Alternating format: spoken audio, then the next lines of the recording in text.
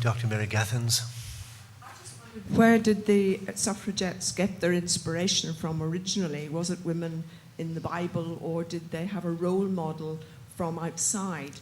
And I was just thinking, were all these women homegrown, or did many of them come from outside? I'm thinking of that famous one at Lisburn who tried to burn a Presbyterian church or whatever. Mm.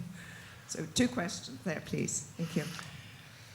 Okay, the inspiration. Well, most of them. There were some. There were a couple you said who came and married Ulster men. There was some English influence and people who'd come here and married and so forth. There was coming, but there were local women Lillian as well. Metzger was not local to Lisburn, but she was Irish. Mm-hmm. There was a local Lisburn one as well. I can't remember her name. Yeah, who was very much involved in all of that. Inspiration, it's a whole other lecture. There had been other organisations, such as the Ladies' National Association, which was, I think important. It was kind of, huge, wide international organisation, which I think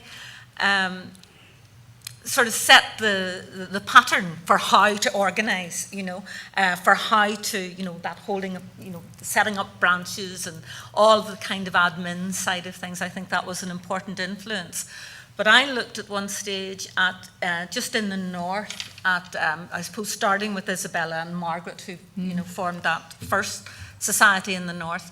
And I suppose I was arguing very much that what you see there is an extension of what they called the womanly ways, stemming from their religious and moral background. Temperance, sanitary reform, it was all kind of social welfare, education, bettering the position of other women, and of course there was a much wider international suffrage movement slightly later, which also I think was extremely important. But I'm sure you could find strands in lots of different ways. And I think higher education is really important. Hugely important. I mean, Hannah Skeffington, for example, as a student, as an undergraduate, didn't know anything about the suffrage movement and then was asked to sign a petition because there were constant petitions going to the House of Commons, and obviously the undergraduate women was a pool for signatures, and she said from that, when she realised that she was on a par with criminals and lunatics and babies in not being allowed to vote, she said she was a suffragist from that moment on.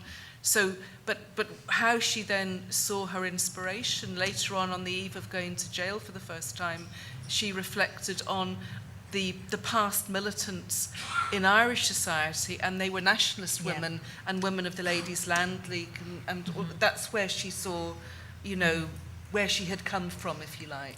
And there was an anti-suffrage movement in the universities as well. In the universities, wasn't there? Oh,